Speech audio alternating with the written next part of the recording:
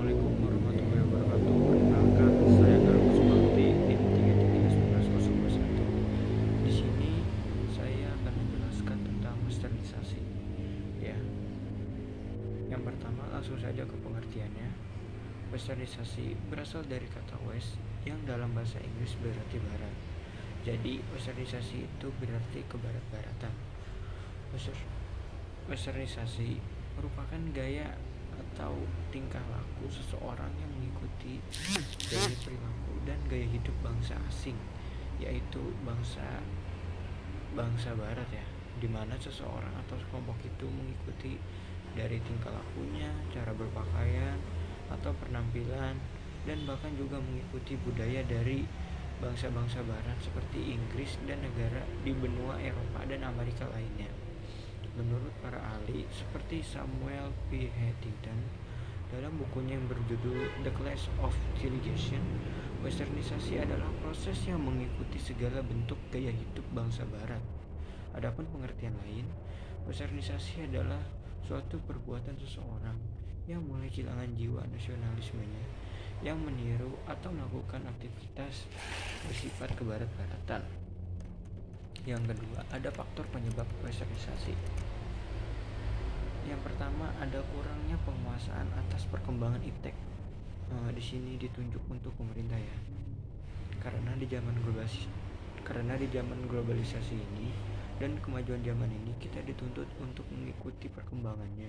Jika kita tidak mampu menyesuaikan diri dan beradaptasi pada kemajuan zaman, maka kita akan ketinggalan zaman dan kurang pengetahuan dari teknologi atau sering disebut gaptek ya.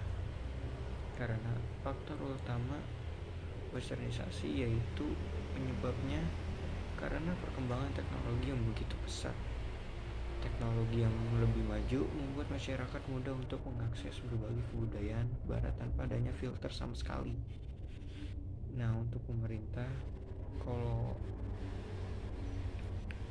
dalam mencegah upaya westernisasi perlu adanya perkembangan iptek supaya bisa difilter lah mana perkembangan yang baik dan buruknya. Yang kedua, ada masyarakat yang bersifat konsumtif terhadap barang-barang luar negeri atau excited ya.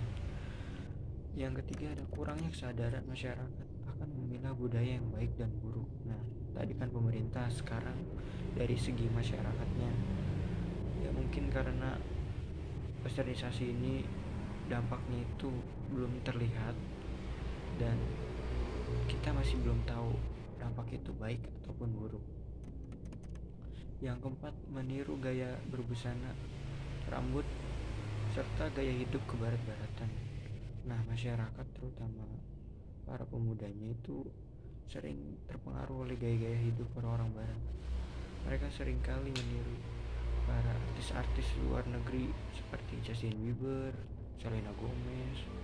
Mereka menyukainya, yang justru itu membuat mereka menjadi bergaya hidup yang tak wajar. Pakaiannya seksi dan ketat, rambutnya acak-acakan, serta gaya hidupnya tidak sesuai dengan budaya kita. Yang keempat, apa sih dampak westernisasi? Westernisasi memberikan banyak dampak yang berupa baik dan buruk. Dampak baiknya itu kita menjadi lebih berkembang ilmu pengetahuan dan teknologinya. Terus dapat mengikuti mode pakaian dan gaya hidup yang sedang populer di kalangan internasional ya. Lalu ada penggunaan bahasa asing dalam komunikasi itu dapat meningkatkan wawasan ilmu pengetahuan kita. Terus ada dampak negatifnya seperti masuknya paham-paham barat yang dapat merusak moral bangsa, seperti dari budaya-budayanya yang mabok atau apa yang merusak kebiasaan kita sebagai bangsa Indonesia. Yang keempat, ada lunturnya jiwa nasionalisme bangsa.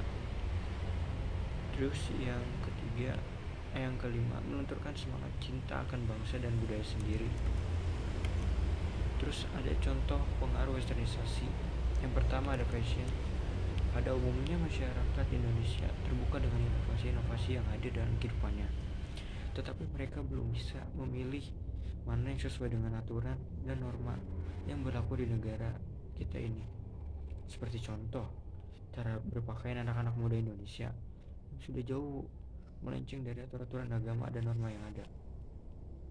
Mereka menggunakan pakaian yang minim, sehingga ada bagian tubuh seperti pusar lah, paha lah, yang seharusnya tidak diperlihatkan justru diperlihatkan oleh mereka. Yang keempat, ada dari segi food, makanan ya. Seperti yang kita ketahui bahwa negara-negara luar, terutama negara-negara barat, suka sekali mengkonsumsi makanan-makanan cepat saji yang biasa disebut fast food, dan itu pula yang ditiru oleh pemuda kita. Di Indonesia sudah banyak makanan-makanan di luar negeri yang tersedia dalam bentuk cepat saji, seperti burger, kebab, pizza, dan lain-lain. Dengan adanya globalisasi ini, kebanyakan pemuda Indonesia mulai cenderung beralih ke makanan cepat saji. Padahal kita semua tahu bahwa makanan cepat saji juga mempunyai dampak yang negatif untuk tubuh kita. Malah dampaknya itu lebih panjang nanti. Lalu contoh yang ketiga ada free sex, seks bebas. Pengertian seks bebas yang biasa dikenal di masyarakat Indonesia adalah perilaku seksual yang dilakukan di luar nikah. Dan di dalam praktiknya hal tersebut bisa terjadi antara satu pasangan atau satu orang dengan berganti-ganti pasangan. Dan lebih parahnya lagi, hal ini juga dapat dilakukan tanpa adanya hubungan komitmen atau bahkan tanpa ikatan emosional, termasuk ke dalam seks dalam pacaran, cinta satu malam, prostitusi, hingga bertukar pasangan dengan pasangan lain yang bisa dikenal dengan swigging. Lalu apa sih metode tasawuf yang berguna untuk metode tasawuf yang mencegah adanya westernisasi? Yang pertama, kita harus menumbuhkan rasa keimanan kita terlebih dahulu, seperti memperbanyak sholat, ibadah, zikir, dan rajin bersedekah. Dan kalau bisa seperti ketika kita memegang minuman keras, alangkah baiknya kita mengucapkan bismillah terlebih dahulu, karena dengan membaca bismillah otomatis kita menjadi malu terhadap yang di atas. Ya Allah ya Tuhan kami. Lalu ada sabar ya. Yang kedua ada metode tasawuf, yaitu sabar.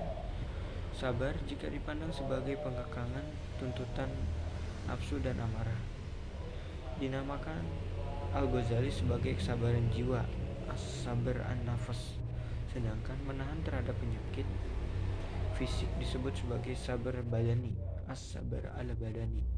Kesabaran jiwa sangat dibutuhkan dalam berbagai aspek, misalnya untuk menahan nafsu makan dan seks yang berlebihan. Yang kedua ada juhud.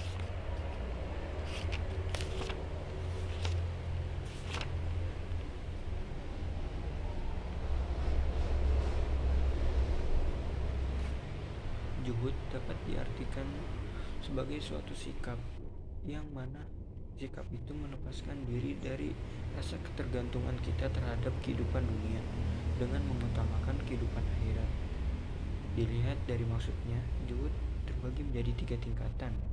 Yang pertama, menjauhkan dunia ini agar terhindar dari hukuman di akhirat. Yang kedua ada menjauhi dunia dengan menimbang imbalan di akhirat.